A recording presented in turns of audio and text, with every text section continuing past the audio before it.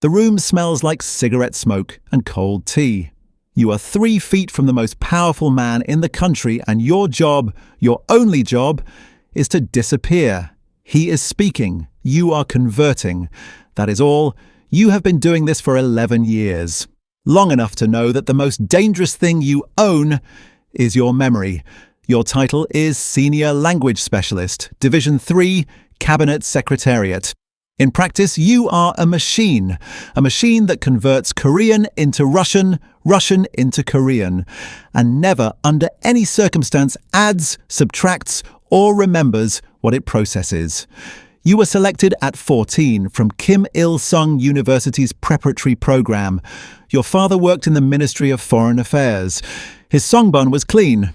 His father's was clean. You inherited that cleanliness like a bloodline. And you have spent every year since making sure you do not contaminate it.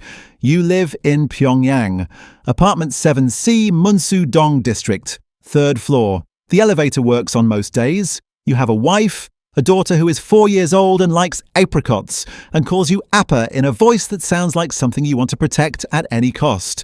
Your clearance level means you sit in rooms where decisions are made. Not the loudest rooms, the quiet ones, the ones where no minutes are taken, no recordings are made, and the only document that exists afterward is the one inside your skull. That is your value. That is also your danger. Before every session, your handler, a man named Colonel Ree, reminds you of the terms. Not verbally. He doesn't need to. You both understand that the reminder is in the way he looks at you when you enter the anteroom. A single glance that contains everything. You are here to serve. You are not here to understand. There is a difference between those two things. You learned it early. A colleague named Park, a man you studied alongside, a man who once shared his lunch with you on a February afternoon outside the university library, was removed from the program in 2019. Not arrested, not disciplined, simply removed. His desk was empty one morning. Nobody asked why. Nobody used his name again. The lesson was not about what Park did. The lesson was that nobody needed to tell you what Park did. You memorized that lesson the way you memorized vocabulary drills. Repetition until it lives in the body, not just the mind. The other rule, the one that lives even deeper, is about your daughter. You do not say this out loud, ever. But the calculation is always running. Every decision you make passes through it first. If you fail here, it is not just you who goes, your wife, your daughter, your parents. Your parents' address is in Kaesong, 3 generations. That is the architecture of your obedience. It was built into you before you were old enough to call it anything. Today's session is a preliminary exchange with a Russian trade delegation. 4 men from Moscow. Standard protocol. You have done 43 sessions like this. The meeting runs for 2 hours and 12 minutes. You translate supply chain discussions, import schedules, the language of machinery and tonnage. The Russian delegation head, a man with a grey beard and a habit of tapping his pen, is careful and professional. Then there is a recess. 10 minutes. The Russians step out, and 2 of the general's aides step out. Colonel Ree steps out. You do not step out. This is normal. You wait. You are furniture. The Supreme Leader is speaking quietly to a single aide, a younger man you've seen twice before but whose name you don't know. Your chair is 8 feet away, behind and to the left. You're looking at the notepad on the table in front of you. A half-filled glass of barley water. A pen. You are not listening, except that you are in a room with no ambient sound and the voice carries. You catch 11 words. 11 words in a sequence that do not belong in a trade discussion or a policy meeting or anything you have ever been asked to translate. 11 words that describe a timeline, a specific number, a category of decision that falls outside the boundaries of your clearance, and yet you just heard it at a volume of ordinary conversation, the way a man says something to someone he trusts completely. He was not speaking to you. You were not meant to hear it. But your brain is a machine. 11 years of conditioning, you processed the sentence before you could choose not to. The aide nods once. Small. The Supreme Leader picks up a teacup. The moment passes like a cloud shadow. 3 seconds gone. The Russians return. Colonel Ree returns. The meeting resumes. You translate the remaining 40 minutes with complete accuracy. Your voice does not change. Your face does not change. You drink nothing. You do not look at Colonel Rye. But underneath the performance of invisibility, something has happened that has no reverse direction. You know something. You know the specific shape of it, the numbers embedded in it, the meaning those numbers carry for people who understand the context. And you do understand the context because you are one of the 12 people in this country whose job requires them to understand exactly that kind of context. The question that arrives quietly, the way cold arrives in a room with a broken seal, is this: does he know you heard it? You replay the moment, his angle, the distance, the ambient noise level, the position of your head.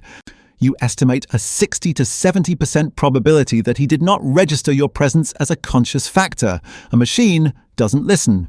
You were furniture.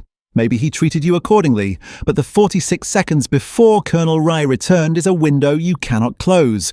And you're aware that somewhere in the architecture of this building there are people whose entire job is to notice the exact kind of stillness you are currently performing. By the time you're in the car back to Division 3, you have mapped every option. You report what you heard to Colonel Rye. This means confirming that you were present, that you heard it, and that the moment of privacy was not complete. There is no version of this conversation that does not raise the question of why it needed to be reported at all. Reporting it means you were listening. It assigns meaning to what should have been furniture. You say nothing. You return to your desk. You carry the 11 words and you bury them. This is the cleaner option until the day someone else references the same information and a cross-check reveals that you were in the room and filed no disclosure. At that point, your silence is not innocence. It is concealment. And concealment, in this framework, is treason. You find a way to absent yourself from future high-level sessions. Request a medical posting, a family matter, a workload conflict. But voluntary withdrawal from a position of this clearance does not go unexamined. The question of why you wanted distance is itself a flag. You sit in the car with the grey upholstery and the driver who does not speak, and the window showing Pyongyang moving past at 40 kilometers per hour. Our wide, clean boulevards, portraits, the Jusha Tower catching afternoon light. And you understand that the trap was not set for you. It simply exists, and you walked into it the moment your brain processed 11 words in an empty room. You choose the second option, not because it is safe, it is not, but because the first option requires you to perform a kind of courage that would need to be explained to Colonel Rye, and explanations create records and records travel. Silence is not safe either. You understand this. You are not naive, but silence is the same choice you have been making for 11 years. Every time Park's name could have been spoken. Every time something passed through your ears that you decided not to carry. You know how to maintain a face that says, nothing lives here but duty. You get home at 6:47 p.m. Your daughter is eating dinner. Apricots from a tin, the ones in light syrup that leave a faint yellow stain on her chin. Your wife says something about a neighbour's visit. You sit down at the table. You say the right things. You do not eat much. 3 weeks pass. Nothing happens. No summons. No second glance from Colonel Rye that lasts a half second longer than usual. The session is not referenced again. The delegation returns to Moscow and the paperwork closes. You begin to think, maybe it is over. Then you're assigned to a new session, a different room, a smaller one. And Colonel Rye hands you a briefing file with your name on it, and at the bottom of the first page there is a notation you have never seen before in 11 years. A small administrative code, 2 letters and a number. You do not know what it means, but you have been in this building long enough to know that not knowing what something means is not the same as it meaning nothing. You file the briefing, you prepare for the session. That night, you watch your daughter sleep. She has kicked the blanket to one side. You pull it back over her. You stand in the doorway for a long time.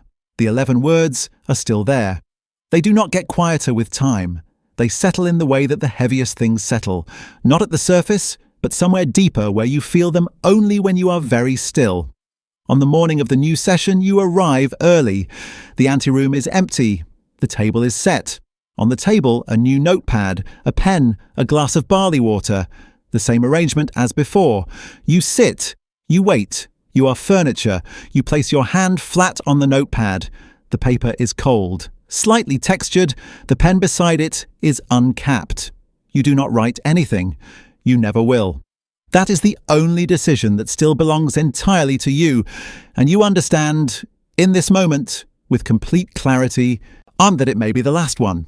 The door opens, you straighten, you disappear,